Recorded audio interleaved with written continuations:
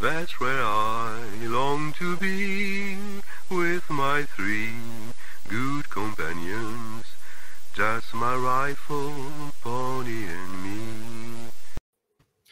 Microciné, bonjour ou bonsoir, ça va dépendre de l'heure à laquelle vous allez découvrir cette nouvelle émission. Je suis très content aujourd'hui parce que nous allons parler d'un élément de mise en scène, si tant est, on peut appeler ça un élément de mise en scène, mais ça on va aussi en parler, qui me concerne.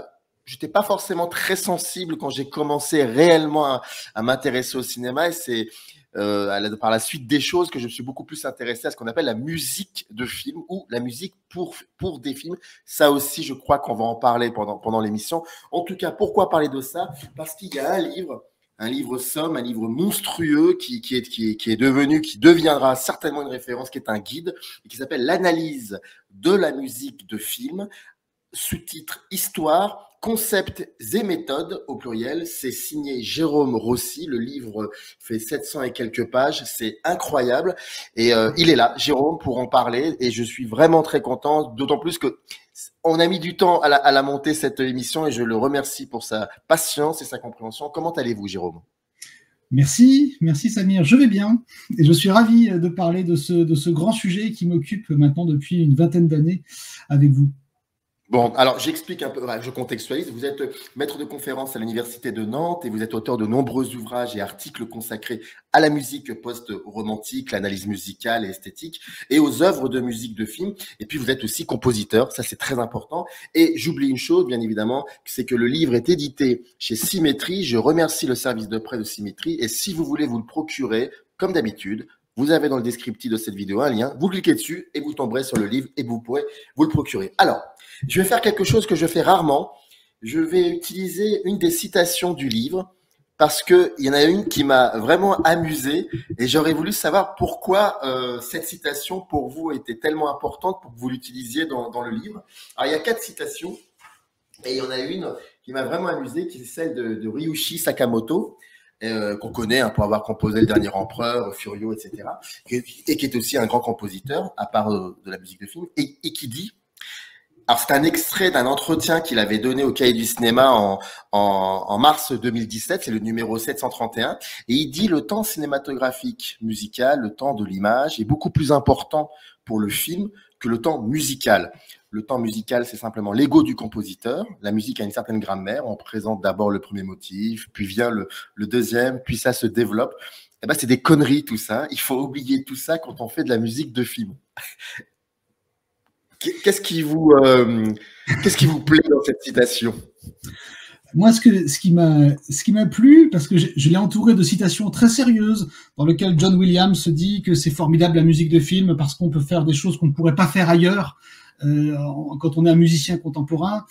Il y a aussi une citation d'Adorno, et j'ai trouvé très rafraîchissante cette citation de Sakamoto, et ça, c'est un peu pour donner un peu le contre-pied de cette somme, effectivement, là, que j'ai écrite, 700 pages, c'est pour montrer qu'il restera toujours un je ne sais quoi d'irréductible dans la musique de film, même si on parvient, en fait, à en donner un maximum de recettes, si on parvient à l'analyser, parce que c'est le but de ce livre. Un moment, il faut peut-être aussi, alors je fais peut-être aussi référence un peu à mon expérience de compositeur, mais il faut garder une approche fraîche, il faut garder, je veux dire, l'analyse c'est toujours un travail après coup, mais il faut garder une spontanéité aussi dans l'approche de la musique de film. Donc c'est des conneries tout ça, c'est pour dire qu'en fait chaque compositeur essaye quand même de se réinventer. Voilà, il s'appuie sur une histoire considérable maintenant, parce que la musique de film, ça fait presque une centaine d'années qu'il y a de la musique de film. C'est maintenant une dame un peu vénérable. Et puis, la musique de film commence à être enseignée dans les conservatoires, à l'université. Mais justement, il ne faudrait pas se laisser trop gagner par ce côté vénérable, ce côté l'enseignement. J'aime bien chez Sakamoto ce côté on oublie tout et on essaye d'avoir un œil nouveau à chaque fois pour chaque proposition cinématographique. Parce que c'est ça qui nous intéresse. Nous, analystes, on a une boîte à outils, c'est ce que j'ai voulu montrer dans mon livre, hein. On a une boîte à outils, mais on aime se faire encore surprendre par des choses. Voilà donc cette citation un peu rock'n'roll pour ouvrir cet ouvrage. Alors, aujourd'hui, parler de la musique de film, peut-être que vous ne seriez pas d'accord avec moi, il faut me le dire, vous me contredirez à ce moment-là, mais j'ai l'impression qu'aujourd'hui, parler de la musique de film, c'est une évidence. C'est-à-dire que c'est quelque chose d'extrêmement reconnu. Mais j'imagine que ça n'a pas été si évident que ça, la musique de film. Il a fallu, elle n'a pas été, elle n'était pas reconnue comme un art majeur, la musique de film, pendant un certain temps. Au début, en tout cas. Oui. Très certainement. Ça, c'est une vaste question, la reconnaissance de la musique de film. Il y a même un livre, hein, Roy Prendergast, je crois que c'est dans les années 80, j'ai plus la référence, qui s'appelle Film Music, a Neglected Art, hein, un art négligé. Il faut savoir pourtant que la pratique de la musique au début, hein, dans les années 30-40, elle est en grande partie portée par des musiciens savants. Hein. Aux États-Unis, donc la musique hollywoodienne, ce sont des gens comme Max Steiner, Franz Waxman, Erich Korngold, des gens qui sont issus finalement de la musique allemande, hein, des années 10-20. Certains sont élèves de Gustav Mahler. Et puis, voyant le spectre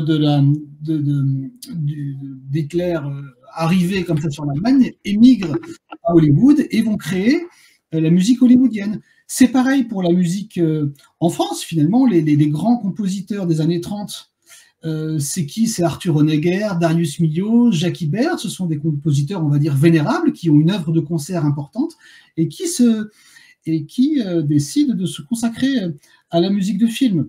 Donc, si vous voulez, dès le départ, ce sont des compositeurs de musique de concert savants qui se sont emparés de la musique de film. Donc, on aurait pu penser effectivement que, fort de ces compositeurs dits savants, la musique de film serait dès ses débuts légitimée. Mais en fait, qu'est-ce qui se passe? Et qu'est-ce qui s'est passé avant? La musique de film, quand elle a commencé, le cinéma était un art forain. Hein, et on l'accompagnait comment? On l'accompagnait un peu par d'abord un pianiste, un organiste, enfin par un peu ce qu'on avait sous la main. Et en fait, dans les premiers temps de la musique de film, on jouait un petit peu ce qu'on avait en tête, ce que le pianiste avait en tête, en fait. Hein. Donc c'était des bouts à bout de Grieg, de Chopin, de Wagner.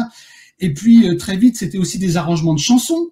D'ailleurs, dans les années 30, dans beaucoup de films des années 30, en France surtout, il y a beaucoup de chansons, donc tout un répertoire populaire. Donc si vous voulez, il y a une espèce de double tendance comme ça dans la bande-son musicale, on va dire, des films. Un côté savant, avec des grands compositeurs qui s'y intéressent, parce qu'il faut écrire pour un orchestre, parce que le cinéma, on veut que ce soit quelque chose de reconnu et de légitime, mais en même temps, il y a toute une tradition foraine du spectacle, où on met des chansons, où on assaisonne des airs classiques connus à la mode, des airs d'opéra.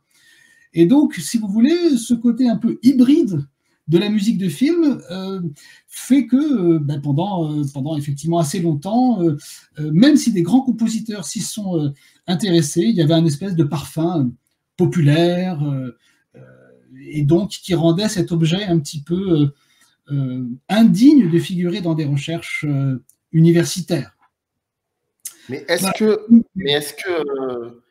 que fut un temps, enfin, dans les années 30 jusqu'aux années 50, 60, est-ce qu'il y avait comme aujourd'hui ou comme il y a 30, 40 ans, c'est-à-dire des gens qui collectionnaient des disques de musique de film comme on voit maintenant aujourd'hui ou comme depuis les années peut-être 70, 80? Est-ce qu'il y avait ça aussi au début enfin pas au début du XXe siècle, mais dans les années 30, 40, 50, est-ce qu'il y avait ce rapport, cette envie de comme ça de collectionner, voilà, de ce fétichisme qu'on a aujourd'hui dans la musique de film? Oui, je vois, parce que vous essayez là de faire un peu un parallèle avec un peu les ciné-clubs, tout ce qui s'est passé autour du cinéma. Voilà, exactement. Les discussions, le fait d'avoir un aspect de collection. Alors, la musique des films hollywoodiens, des films hollywoodiens qui étaient essentiellement symphoniques, non, il n'y avait pas de commercialisation de bande-son dans les années 30-40. En revanche, pour beaucoup de films français, parce que moi, c'est un répertoire auquel je m'attache beaucoup, hein, ces musiques de films des années 30, 40, 50. Là, vous aviez souvent les chansons de films. Et ces chansons de films faisaient l'objet de ce qu'on appelait les petits formats, des partitions dans lesquelles vous aviez la chanson du film. Voilà. Pour Sous les toits de Paris, voilà, vous pouviez vous procurer comme ça c'était des partitions piano-chant. Hein. Maintenant, de dire que ça prêtait vraiment à collection, je pense pas. En fait, la bascule, hein, dans ce que vous décrivez, hein, les BO, parce que maintenant il y a des gens qui collectionnent les bandes originales, ben ça date en fait fin des années 50 en fait, où tout d'un coup les grandes majors américaines découvrent qu'on peut faire de l'argent avec la musique de film. Et en fait, elles vont petit à petit racheter les labels qui produisaient la musique de film. Et ça se passe voilà, dans les fin des années 50, début des années 60, notamment avec les films de Kubrick, hein, Kubrick qui travaille énormément la bande-son, qui a une approche avec beaucoup de musique préexistante. Je crois qu'on en reparlera un petit peu de ça, de qu'est-ce qu'on entend par la musique de film. Et à partir effectivement des années 60, il y a cette idée de sortir en plus du film sa BO, hein, dans une espèce de logique de convergence des médias. C'est-à-dire que la BO va faire de la publicité au film, hein, la chanson par exemple Easy Rider va faire de la publicité au film, tandis que le film va récupérer, va capitaliser un petit peu sur le succès d'une chanson ou de plusieurs chansons. Il y a un livre d'un universitaire qui s'appelle Jeff Smith, qui s'appelle The Commerce of Music. J'ai plus exactement la référence, mais qui montre bien que c'est vraiment dans ces années-là, fin 50, début 60, qu'il y a vraiment une commercialisation de la musique de film qui commence à se mettre en marche. Voilà. Et puis qui ne s'arrêtera plus au point, finalement, dans les années 70, d'avoir des compositeurs comme Ennio Morricone, Vladimir Cosma, hein, qui en fait voilà, vendent des tubes. Hein, mais tiens, ça c'est une question que j'avais pas prévue, mais que j'ai toujours voulu, que je voulais vous poser je vous la pose, je l'avais pas prévu de vous la poser, mais j'y ai souvent pensé à cette question, comme je ne suis pas contemporain de Bernard Herrmann et de Sergio Leone, de Ennio Morricone, pardon, parce que c'est lié avant tout à Sergio Leone. Je voulais savoir, est-ce que ces deux compositeurs qui aujourd'hui... Ennio Morricone et Bernard Herrmann, vous voulez parler peut-être Qu'est-ce que j'ai dit? J'ai dit une bêtise. Sergio Leone. Alors c'est ça qui est terrible. Non mais c'est important. Et ben je suis très content d'avoir emmêlé les pinceaux, parce que effectivement quand on dit Ennio Morricone on pense à Sergio Leone, et quand on dit Sergio Leone on pense, et ça c'est important parce qu'en fait c'est là où je veux en venir aussi, c'est que la musique pour le coup ça n'est plus quelque chose c'est plus un accessoire, c'est vraiment, ça fait partie du film, c'est un élément de mise en scène. Voire même on retire la composition de Morricone dans les films de Sergio Leone, qu'est-ce qui resterait?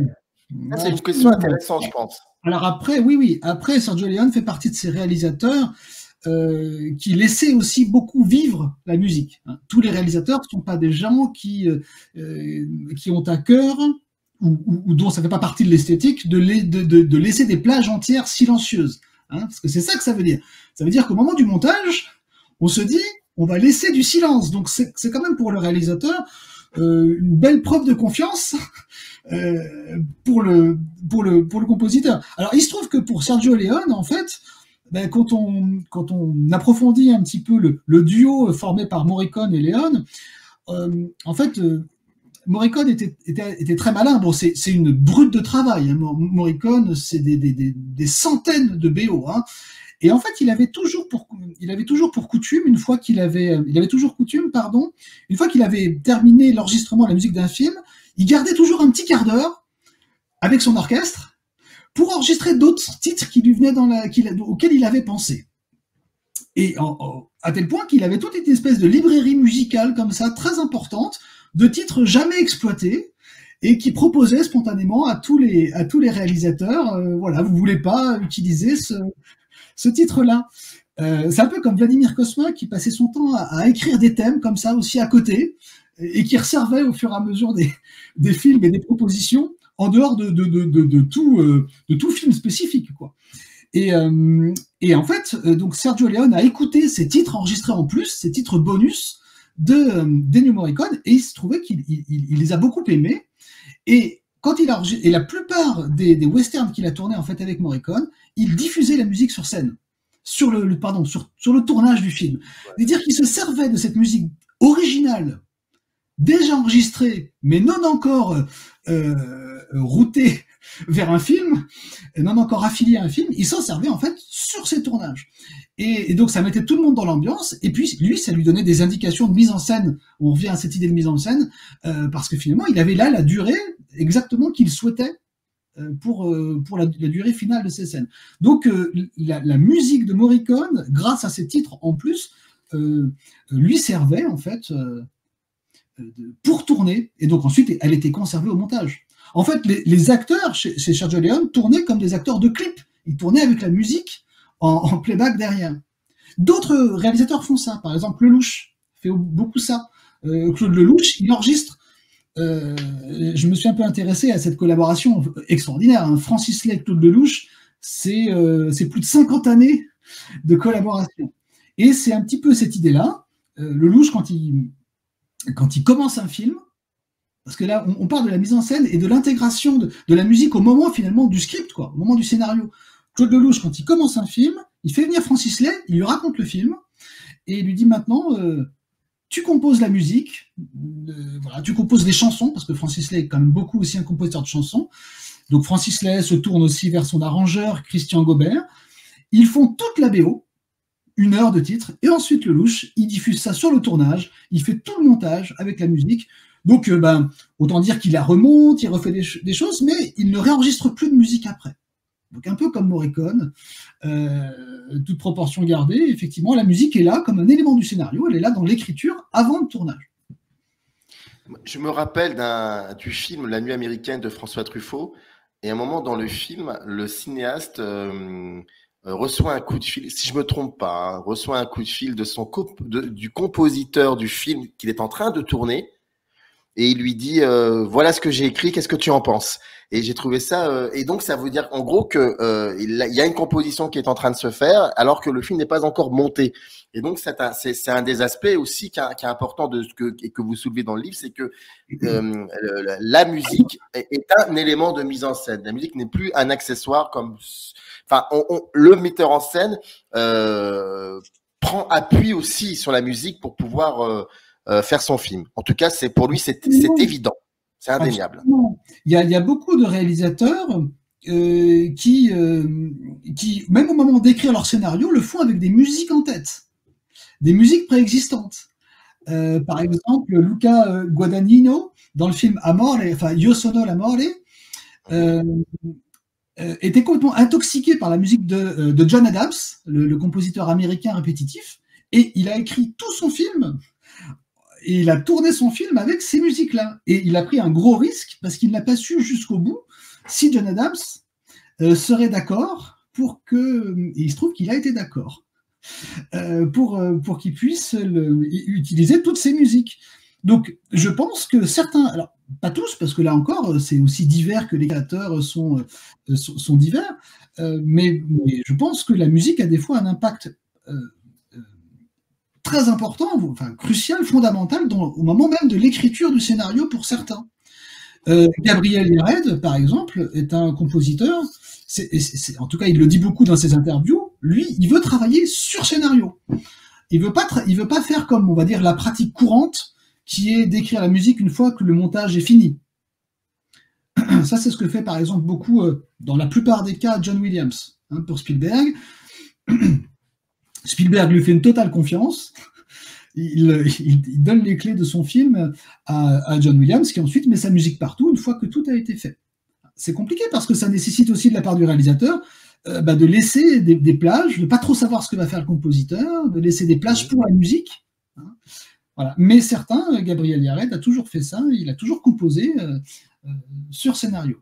En fait, ça fait partie un petit peu des choses que je démine un peu dans mon livre, c'est qu'il y a 2 manières et demie, on va dire, de faire de la musique, de concevoir ce qu'on appelle musique de film. La première, c'est tout ce qui ressort des musiques préexistantes. Ça, c'est quand même un courant.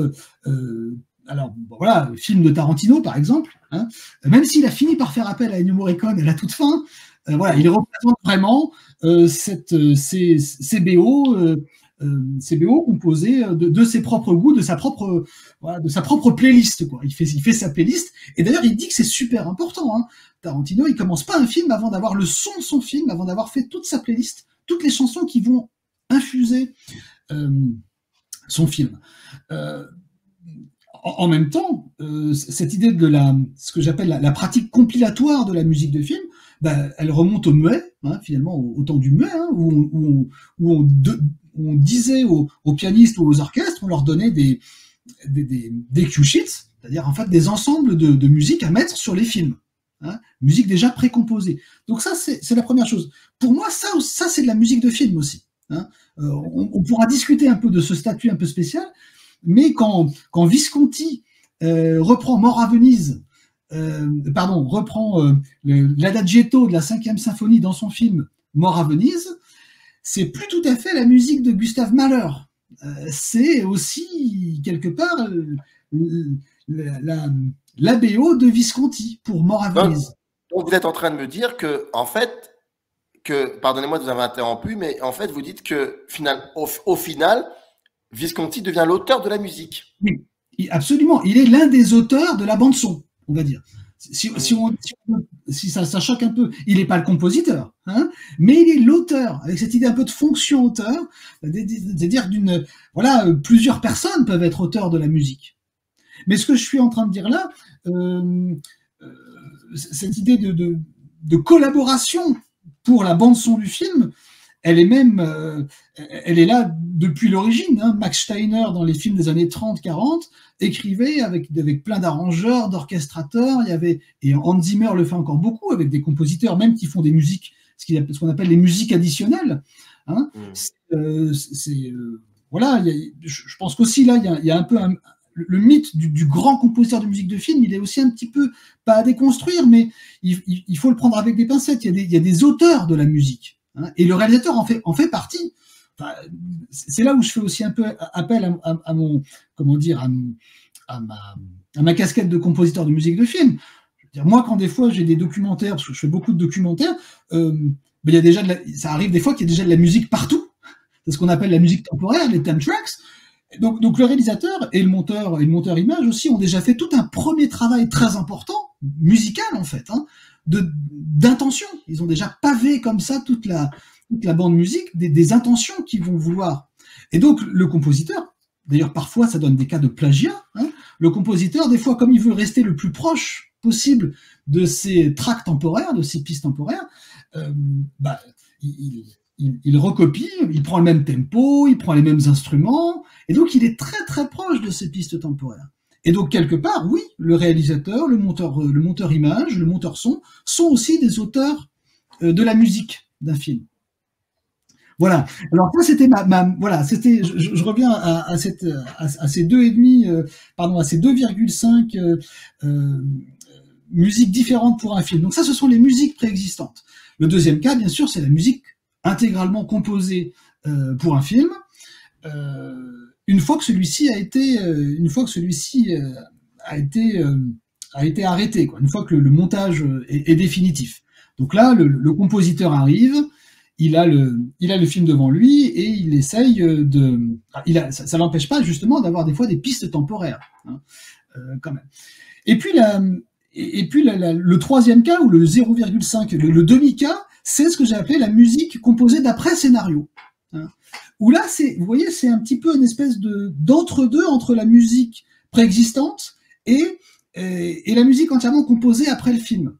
Parce que finalement, la musique composée d'après scénario, c'est une musique qui est originale, donc c'est pas une musique préexistante, c'est une musique qui est originale, qui est faite pour le scénario, qui est faite pour le film, mais le réalisateur s'en s'en saisit comme une musique préexistante. Elle existe, en fait, elle a souvent, cette musique d'après scénario, elle a été enregistrée, et il s'en sert. Par exemple, c'est ce que fait Godard, Godard avec Le Mépris, par exemple, de musique de Georges Delerue. Georges Delerue a tout, et c'est ce que je décrivais tout à l'heure aussi avec Francis Lay, ce sont des musiques d'après scénario, des musiques originales d'après scénario. Et elles sont enregistrées donc avant le tournage ou parallèlement au tournage, et ensuite le réalisateur s'en sert comme de la musique préexistante. Il se sert de l'enregistrement de cette musique. Hein. Il la réutilise plein de fois, parce que je crois que la musique du Mépris, elle doit faire un quart d'heure ou 20 minutes, j'ai plus le chiffre, mais dans le film, elle est utilisée pendant plus d'une heure.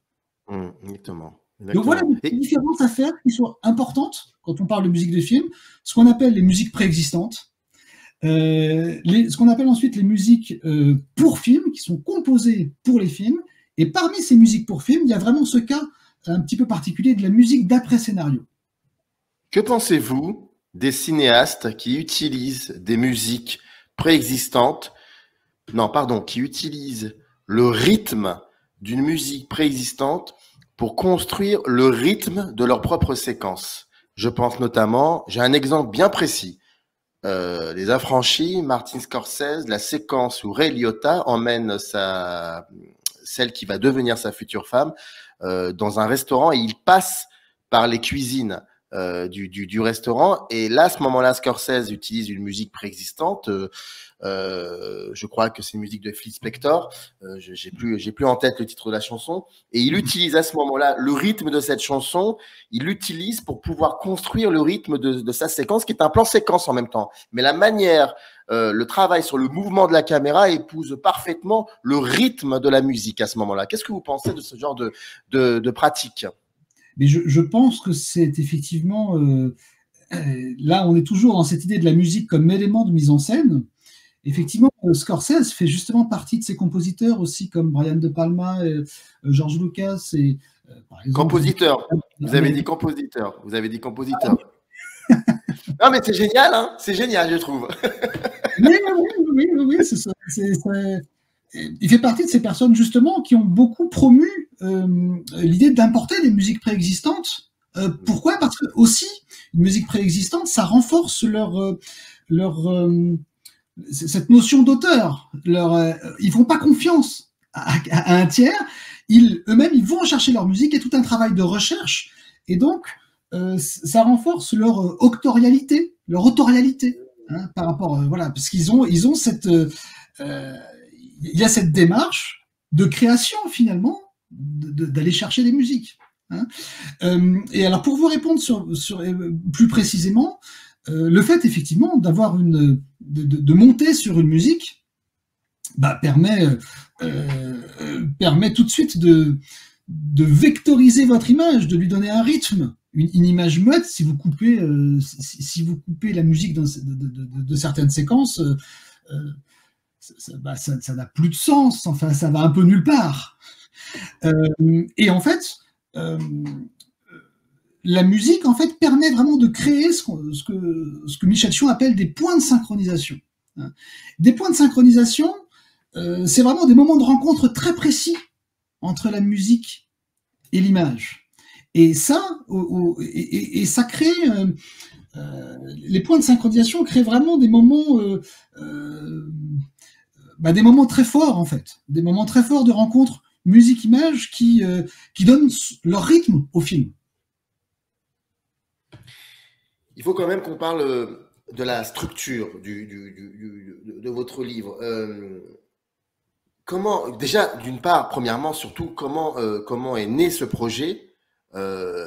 Parce que ce qu'il faut savoir, c'est que ce livre, qui est donc assez épais, et vous le dites dès le début, et je le confirme, on n'est pas forcément obligé de suivre la linéarité du chapitrage. Moi, il m'est arrivé parfois de m'arrêter, de passer à d'autres chapitres, de revenir là-dessus, de noter. Je pense que c'est un livre, je pense que je peux même vous inviter dans 2 ans, parce qu'il y aura d'autres questions qui seront venues entre-temps, et puis parce qu'il y aura plein d'annotations qui auront été faites. J'ai l'impression que c'est un livre qui a été conçu pour que ça soit aussi une espèce de guide, mais pas forcément pour des chercheurs, pour tout le monde.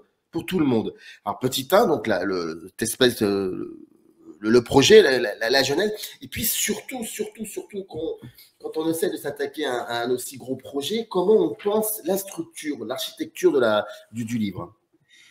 Oui, tout à fait. gros projet qui m'a occupé, oui, 5-6 années en sous-main, sachant que je faisais aussi des articles en même temps, mais ça a été effectivement un grand fil directeur. La genèse du projet, c'est parce que justement, au fur et à mesure de mes articles que je faisais dans le cadre de colloques universitaires, je me rendais compte, plus je lisais, plus je trouvais que plus je lisais en fait Michel Chion, mais Claudia Gorman par exemple, des gens comme David Neumeyer, James Buller, parce qu'il y a une très grosse recherche maintenant américaine, hein, depuis les années fin des années 80, il y a une grosse recherche américaine sur la musique de film. Il y a aussi de la recherche italienne. Et en fait, je trouvais que chaque auteur reproposait un peu les mêmes termes, reproposait des différents termes pour dire les mêmes choses, en fait. Donc on avait une espèce de palimpseste de concepts qui, alors, soit disaient la même chose, soit il y avait des petites variations. Par exemple, pour dire musique diégétique, on pouvait dire musique réelle, musique naturaliste, musique actuelle, musique immanente, bref. En fait, depuis 70-80 ans qu'on s'intéresse à la musique de film, il y avait eu comme ça une espèce d'une terminologie extrêmement diverse et variée, et donc je ne savais plus moi-même quoi utiliser. Et puis je voulais savoir un petit peu, finalement, pourquoi diégétique, extra-diégétique, pourquoi ça c'est... Voilà, pourquoi finalement, ça c'est à la fin des années 80, c'est le livre de Claudia Gorman. Pourquoi à un moment maintenant tout le monde parle de ça? Mais ça, c'était pas du tout le cas en fait avant. Donc voilà, cette idée de savoir de quoi je parlais, pourquoi je parlais de ça, faire un petit peu, retracer un peu le lignage de dizaines de textes qui s'ignoraient les uns les autres en fait, depuis les années 30 en fait. Donc ça m'a paru vraiment important, et aussi pour le sérieux de notre discipline, parce que moi l'idée c'est quand même de créer ce qu'on peut appeler la musicologie filmique ou la cinémusicologie. Vous voyez, une espèce d'enseignement ou en tout cas de réflexion sur la musique de film à l'université. Mais pour ça, il fallait être un peu sérieux, et il fallait à un moment poser un petit peu les choses et faire un peu le tri. Voilà. Donc voilà un petit peu la genèse de ce livre. C'est en fait une espèce de quête personnelle, parce que je n'arrivais pas à comprendre pourquoi il y avait autant de termes, autant d'auteurs qui s'ignoraient les uns les autres. Voilà. Et puis autre chose aussi très importante, c'était aussi de montrer la pluralité de cette recherche dans les musiques de film. Certes, il y a une espèce de force de frappe de la langue anglaise, Donc c'est vrai quand on se lance dans la musique, de la recherche de la musique de film, on vous balance en France Michel Chion, le son au cinéma, la musique au cinéma, voilà. Et puis vous avez à côté 4-5 grands auteurs américains. Mais en fait, il y a une énorme recherche américaine, il y a eu une énorme recherche allemande, avec des gens comme par exemple Thomas Seer, Norbert Schneider, Hans-Jörg Pauli. Voilà, il y a une énorme recherche italienne, Sergio Micheli, polonaise aussi, Zofia Lissa. Enfin, je voulais essayer de montrer qu'il y avait en fait que même s'il n'y avait pas un grand mouvement autour de la recherche et autour du discours sur la musique de film en Europe, il y avait quand même beaucoup de chercheurs indépendants qui, à certains moments, avaient donné des clés. Voilà. Et donc, je voulais un peu équilibrer le discours entre la musicologie filmique américaine et la musicologie filmique européenne. Et l'idée, c'était de montrer qu'il y avait quand même beaucoup de chercheurs européens, en fait, qui étaient restés un petit peu seuls, qui n'avaient pas bénéficié du public anglophone, mais qui avaient quand même tous proposé des choses. Sergio Micheli, juste cet Italien, a sorti il y a maintenant une dizaine d'années, c'est quelqu'un qui est mort maintenant, il est mort il y a 3-4 années, mais il est resté finalement ignoré toute sa vie de la musicologie américaine. C'est juste il y a une dizaine d'années, on a traduit un pavé, ça fait plus de 1000 pages, Film Music, où on trouve déjà tous les concepts de Claudia Gorman. Simplement, ça s'appelle pas musique diégétique, musique extradiégétique, ça s'appelle niveau interne, niveau externe. Mais toute cette idée, en fait, de s'appuyer finalement sur la diégèse, c'est-à-dire sur l'appartenance ou non de la musique à la narration, à l'histoire, tout ça, c'est exactement... voilà. Et quand Claudia Gorman parle aussi de musique métadiégétique, c'est-à-dire musique proposée par un personnage dans la narration, il appelait ça simplement le niveau médian. Et lui, il a fait ça dès les années 82-83, là où Claudia Gorman propose ça dans son livre en 87, Unheard Melodies. Donc voilà le projet de ce livre, c'était de dresser un vaste état des lieux de la musique de film, des discours sur la musique de film après presque 100 ans, parce que dès 1930, il y a déjà des gens qui cherchent à analyser la musique de film. Donc ça, c'est la première partie de votre question. La deuxième partie, elle est sur comment organiser cette matière affolante. Alors en fait, j'ai opté pour une forme un peu pyramidale, c'est-à-dire que je suis parti de là où il y avait finalement le plus de gens qui s'exprimaient, à des choses de plus en plus, de plus en plus musicales, assez pointues. Hein. C'est un peu le trajet du livre. C'est aussi parce que je voulais perdre mon lectorat, je voulais que ça s'inscrive. Je suis heureux en fait que vous me disiez que finalement vous y avez trouvé vous matière à réflexion. Hein, l'idée c'est pas un livre qui soit uniquement pour les musiciens. Hein. Et donc cette forme un peu pyramidale, c'est-à-dire qu'au début le premier chapitre, il reparle un peu de ce dont on a parlé déjà, c'est-à-dire une ontologie de la musique de film. Qu'est-ce qu'on veut dire? Qu'est-ce que la musique de film? C'est une œuvre hétérogène, c'est une œuvre dramatique qui se situe dans la lignée du poème symphonique du 19e siècle. Voilà, ça c'est le premier, une espèce. Le deuxième chapitre, il est sur les fonctions de la musique de film. Parce que là, il y a beaucoup de gens qui se sont exprimés sur les fonctions de la musique de film. Il y a des philosophes, des gens de littérature. En fait, voilà, qu'est-ce que fait la musique de film? Quel est son rôle?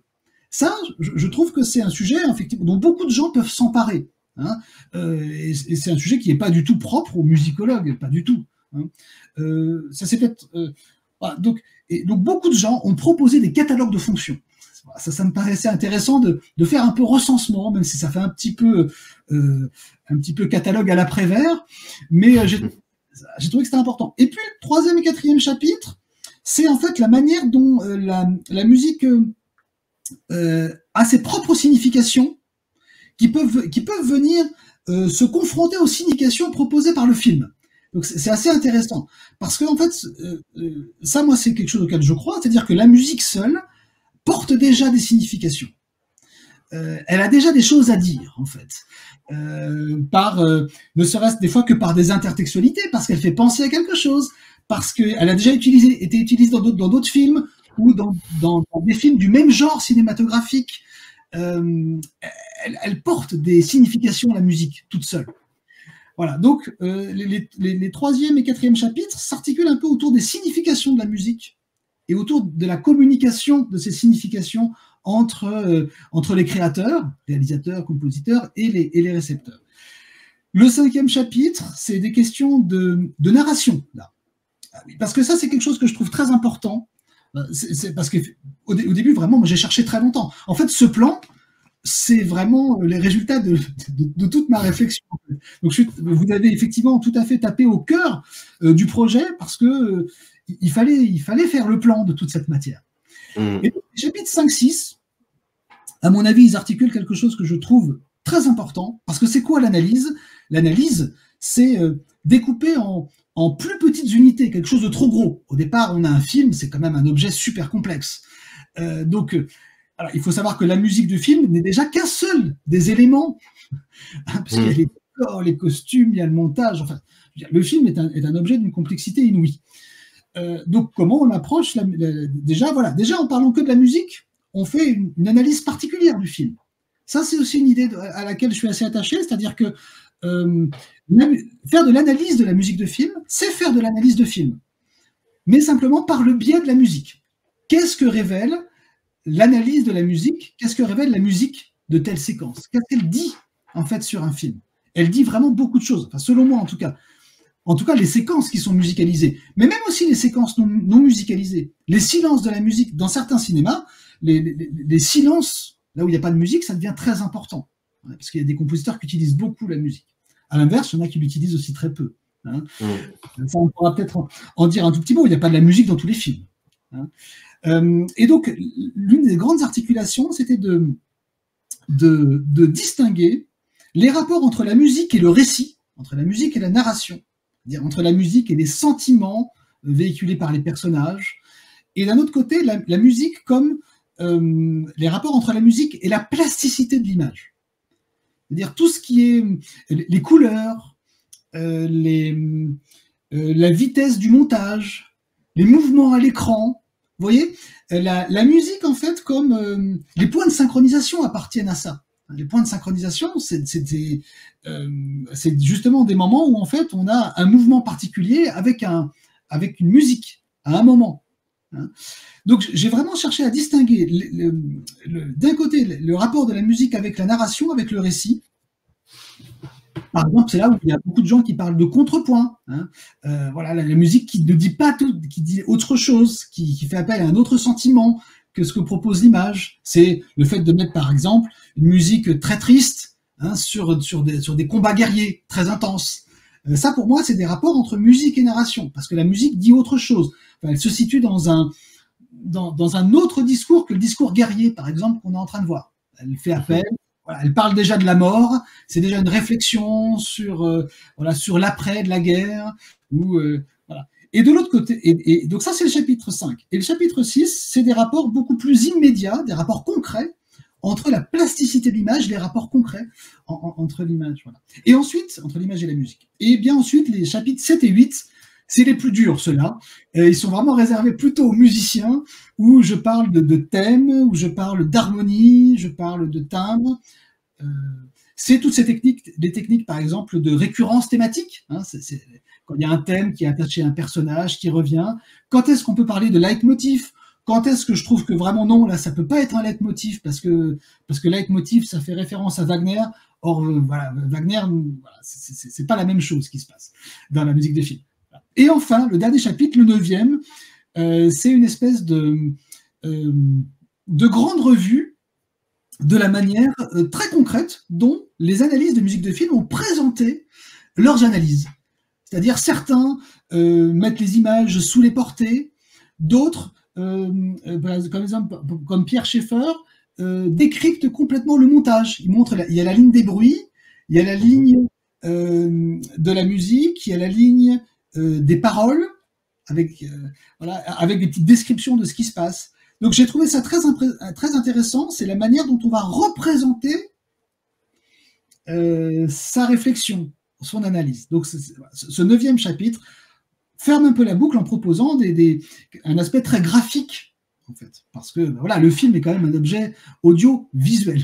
Donc comment on parle de quelque chose qui se déroule dans le temps, c'est quand même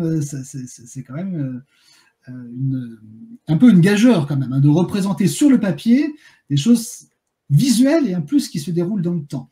Donc comment les analystes ont fait, Eisenstein par exemple, dans son analyse de Alexandre Nevsky de Prokofiev, comment il a voulu montrer ce qu'il faisait. Bon, voilà un petit peu le plan de ce livre qui a effectivement été un peu compliqué parce qu'il pose en fait des problèmes méthodologiques. En fait. Comment on peut aborder cet objet complexe qu'est le film. Mais au début du livre, vous dites qu'il n'y a pas de méthode et en même temps, vous travaillez sur les aspects méthodologiques de l'analyse filmique, enfin de l'analyse de musique de film, pardon. Je ne dis pas forcément qu'il n'y a pas de méthode, je dis qu'il y a plein de manières en fait, d'envisager la chose.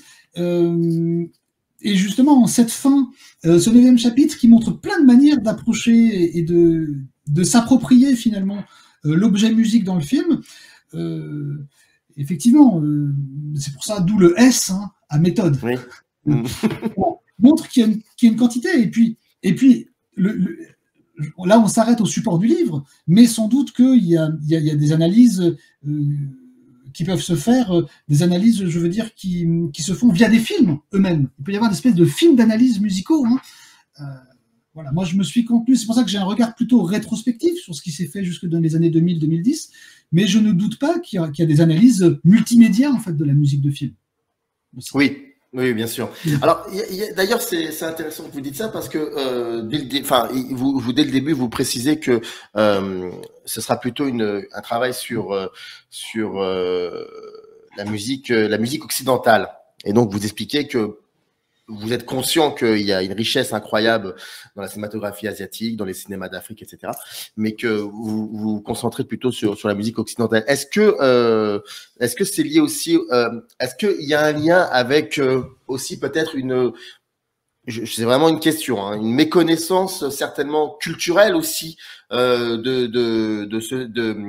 des cinémas asiatiques et cinémas d'Afrique. Quand j'entends bien, quand je dis culturel, c'est pas par rapport au film, c'est par rapport à le mode de vie, le phénomène culturel, les cultures aussi. La musique renvoie aussi à des cultures, et il y a plusieurs formes de cultures dans les pays d'Asie, dans les pays d'Afrique. Est-ce que vous ne vous liez pas aussi, vous embarquez dans ces thématiques-là parce que peut-être il y avait aussi une méconnaissance de l'aspect culturel?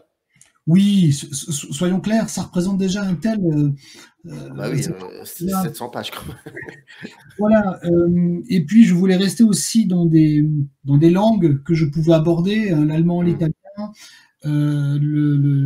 l'anglais, le français, parce que l'idée, c'était pas juste de parler des films et de leur musique, mais aussi de parler des analystes, des gens qui se sont exprimés sur les films. Et là, j'avouerai ma totale méconnaissance des écrits, d'analystes japonais ou chinois ou indiens sur Bollywood, tout ça. Il y a des choses effectivement là qui me sont étrangères vraiment de par ma culture. Et donc, mais j'ai trouvé important effectivement quand même en préambule dans cette introduction de fixer mes limites. Voilà. Exactement. Alors, vous avez à un moment évoqué quelque chose, j'aimerais bien qu'on revienne là-dessus parce que ça m'intéresse beaucoup.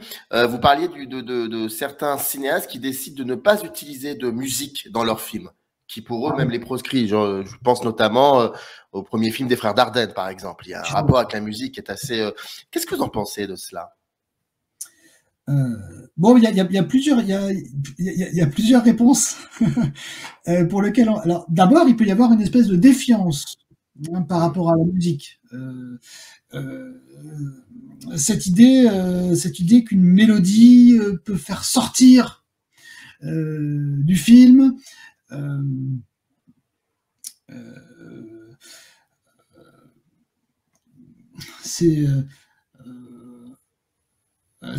Mais peut-être plus qu'une défiance, c'est aussi l'idée de s'inscrire dans quelque chose de très naturaliste. Hein. La musique, c'est Claude Lelouch qui dit ça. Hein. La musique fait décoller un petit peu les images. Donc, en mettant de la musique, vous avez tout de suite, vous allez, alors, tout dépend aussi. Quelle musique? Et vous pouvez imposer un sentiment au spectateur. Vous pouvez imposer plus facilement une lecture parce que c'est un peu inconscient, c'est un peu insidieux la manière dont la musique des fois démarre. Donc je pense que il y a des films qui sont dans une esthétique un petit peu naturaliste, dans lequel la musique n'est pas souhaitée parce que elle pourrait venir détruire quelque chose que l'on souhaite réel. Mais il y a plusieurs cinémas qui ne font pas appel à la musique. Hein. Il peut y avoir aussi des comédies. Hein. Mais effectivement, les Frères Dardenne, par exemple, je pense à Rosetta. Rosetta, mais moi, je sais qu'à la fin, j'étais même presque un peu mal parce que la seule musique qu'on entend, c'est le bruit du scooter.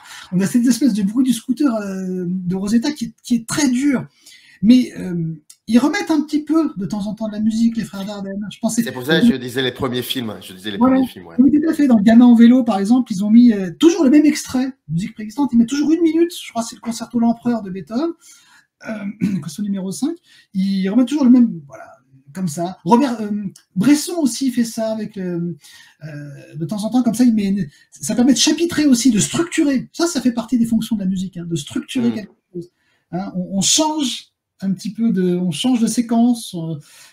Alors on va mettre une musique pour signifier que là il y a un arrêt et qu'on passe à une nouvelle période, un nouvel épisode. Donc cette question elle est compliquée. Je pense qu'elle a à voir effectivement avec le projet du film. Et puis peut-être quand même, effectivement, avec une certaine défiance, on a un peu peur que... mais si vous regardez bien maintenant, il y a quand même, si on vient un peu à la musique contemporaine, à ce qui se fait, hein, les réalisateurs se méfient beaucoup des trop grandes mélodies, hein, des mélodies trop évidentes. Là, je pense, si vous regardez, je pense à Dune, hein, de Villeneuve et Hans Zimmer, alors, musique extrêmement présente, hein, sur les 2 heures, 3 heures de film, elle est là quasiment tout le temps, hein, comme les films d'ailleurs de Christopher Nolan. Donc attention, c'est pas un refus de la musique, mais c'est un refus de... parce que la musique vraiment flirte avec le sound design, hein, on est vraiment dans des nappes, dans des choses très climatiques, hein. Donc il y a plus, il n'y a pas un refus de la musique, mais un refus de la facilité mélodique, comme on pouvait avoir chez Ennio Morricone, hein, on revient à ce qu'on disait tout à l'heure, hein, il était une fois dans l'Ouest, ho, ho, avec le chœur derrière. Le bon, la brute, le truand, si je peux me permettre. Donc il y a autant chez Villeneuve que chez Léon, mais c'est pas du tout la même chose, hein. Et donc, il y a, je pense, une défiance un peu plus grande des compositeurs maintenant envers les mélodies voilà, trop évidentes, trop chantables. Voilà. Mais c'est surtout pas un refus de la musique, parce qu'on reconnaît toujours cette vertu, hein, à la musique d'être une espèce de guide émotionnel, de guide rythmique aussi. On parlait tout à l'heure de la séquence des Affranchis, elle donne du rythme, la musique, elle permet de suturer. C'est Michel Chion qui parle de la musique comme d'une glu parfaite, quelque chose qui permet de faire des raccords parfaits entre les séquences, voilà, de redonner un peu d'émotion là où finalement un acteur a manqué un peu une réplique, hop, on vient remettre quelque chose derrière et hop, c'est l'outil parfait, c'est l'outil magique. Hein. Mais pardonnez-moi cette digression. Je pensais à un article de François Truffaut qui, je ne sais pas s'il reprenait les propos d'André Bazin ou si c'était sa propre réflexion. Bref, il parlait d'Orson Welles, il parlait du montage chez Welles. Il disait que le montage chez Welles, c'est quelque chose de musical. Et ça me renvoie à la fameuse séquence d'un autre film, d'un autre cinéaste, Psychose, Hitchcock, la séquence de la douche, le montage de cette séquence-là. D'un côté, il y a le montage, et puis de l'autre, il y a la musique de Bernard Herrmann. Et il y a beaucoup de gens qui disent que si on retire la musique, il y a toujours une espèce de force dans le découpe. Là où je veux en venir, c'est que on sait maintenant que Hitchcock, le rapport qu'entretient Hitchcock avec Herrmann est un rapport important, fondamental. Mais beaucoup de détracteurs de cette musique à ce moment-là disent que cette séquence n'a pas besoin de la fameuse musique d'Herrmann parce qu'elle est déjà musicale dans le montage. Qu'est-ce que vous en pensez de cette manière de discourir autour d'être contre la musique parce qu'elle vient suramplifier ou surdramatiser une séquence qui, dans le montage, est déjà musicale? Je ne sais pas si je me suis clair dans mes propos. Tout à fait. C'est très clair. D'autant que si on repart de cette séquence de la douche, Hitchcock l'avait prévu sans musique à l'origine, hein. C'est Herrmann qui lui a dit « Je vais finir ça ». L'une des idées d'Herrmann, c'était quand Hitchcock me donne un film, il a fait 50%, moi je fais les 50% qui restent. Voilà, c'était aussi une époque, hein. Donc cette scène au départ n'était pas prévue pour avoir de la musique. Et il se trouvait que, parce que voilà, c'était dans le goût de l'époque, aussi dans ces années 50, on n'osait peut-être pas encore faire des séquences comme ça silencieuses. Peut-être aussi ça aurait été trop cru. Hein, parce que nous maintenant, dans le cinéma contemporain, la plupart des scènes gore, elles sont juste bruitées. Il y a rarement de la musique sur ces moments-là. Je trouve que, alors par exemple, il y a un film, et après je vais revenir encore sur l'idée du montage musical, ne vous en faites pas, je perds pas le... Non, je sais, je vous fais confiance. Je pense par exemple au film Hostile, je ne sais pas si vous l'avez vu, Hostiles, j'ai plus le... Ari Aster, c'est le film d'Ari Aster? Non, je crois que c'est Cooper, Hostiles avec Christian Bale. C'est un western en fait qui est sorti il y a 3-4 ans. Oui, je vais me rappeler, je vais m'en rappeler. Ouais, musique, les auditeurs, les spectateurs complètement. Oui, je vais me faire incendier et insulter, mais je vois très très bien c'est qui. Oui, c'est un western complètement. Je vois très bien ce que c'est. Ouais, un révisionniste très intéressant. Et bien là, toutes les scènes gore sont toujours sans musique. Mais dès qu'il y a une angoisse, dès qu'il y a un suspense, il y a un instrument incroyable, c'est le yebar, un gros instrument avec plein de résonances qui est utilisé. Et puis, mais c'est vraiment presque de l'ordre du cliché. Donc, si vous voulez, vous avez le suspense créé par cet instrument très dissonant. Il y a ensuite les meurtres, tout ça. Là, il y a plus de musique. Et juste après, détente de la séquence. La musique accompagne le sentiment de détente et voilà, de la petite troupe. Hein. C'est une espèce de grande équipée comme ça à travers. C'est un road trip. Un cow-boy raccompagne un chef indien dans ses terres. Et donc voilà, maintenant on mettrait plus de musique sur ces scènes. Voilà. Je pense que sans doute qu'au moment d'Hitchcock, ça a dû aussi, il y a dû y avoir cette réflexion. Est-ce qu'on met est-ce qu'on fait juste bruiter la scène avec des bruitages horribles, voilà, comme savent bien faire les bruiteurs, à chaque coup de couteau, voilà, dans des pastèques, dans des tout ça. Et on a dû se dire, à la fois ça amplifie, mais à la fois ça adoucit. Moi, je suis pas toujours d'accord pour dire que la musique amplifie le sentiment. Elle peut aussi un petit peu adoucir. Vous voyez, c'est un peu compliqué, mais je trouve que la musique dans cette scène de la douche, effectivement, elle lui donne une ampleur incroyable, mais quelque part, elle met aussi une légère distance qu'un montage complètement naturaliste pourrait être vraiment horrible. Hein, ça pourrait presque être plus horrible. Après, alors sur la question de la musicalité du montage, justement, j'en fais tout un petit chapitre sur justement dans le chapitre 6, en fait, où il y a effectivement tout un courant très important dans les dès les années 20, hein, c'est ce qu'on appelle le courant musicaliste. Qui fait qu'effectivement, pour beaucoup, alors il y a une avant-garde, et puis ensuite ça vient un petit peu dans le cinéma plus commercial, des gens comme René Clair et autres, qui disent qu'effectivement, il y a normalement le cinéma a pas besoin de musique, qu'il y a déjà une forme de musique déjà dans les rapports des images entre elles, dans le montage. Et qu'effectivement, la musique finalement n'est pas du cinéma. Il y a des théories comme ça, et qu'en fait, elle emprunte à d'autres arts, elle emprunte au théâtre, à l'opéra. En fait, en faisant appel à la musique, on a une facilité, c'est une espèce de facilité, et en même temps, on s'éloigne de ce cinéma pur, de ce cinéma des images. Voilà. Mais c'est parce que ça, c'est aussi, ce courant musicaliste est vraiment né au moment du cinéma muet, où on cherchait aussi un art vraiment proprement cinématographique qui soit pas du théâtre, qui est vraiment sa propre originalité, sa propre singularité. On avait prévu une demi-heure, je vous disais, hors caméra, on est à 1 heure d'enregistrement. C'est pour vous dire que je peux pas, j'ai du mal à vous lâcher. En fait, il y a tellement de questions. Bon, on va arrêter là, mais en tout cas, sachez. Tout ce temps que vous m'avez laissé, vous savez, oui. C'est un temps qu'on a généralement pas en radio ou dans d'autres médias, et donc c'est formidable de pouvoir, voilà.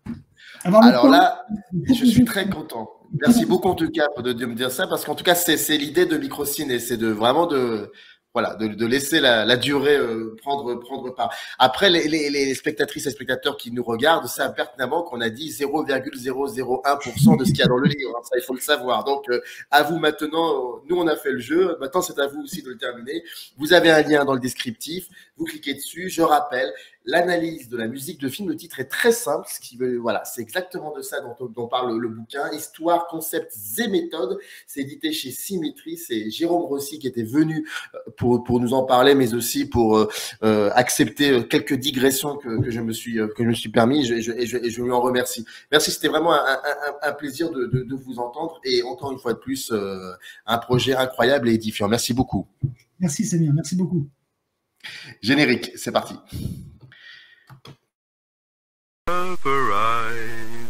In the canyon, that's where I long to be, with my 3 good companions, just my rifle, pony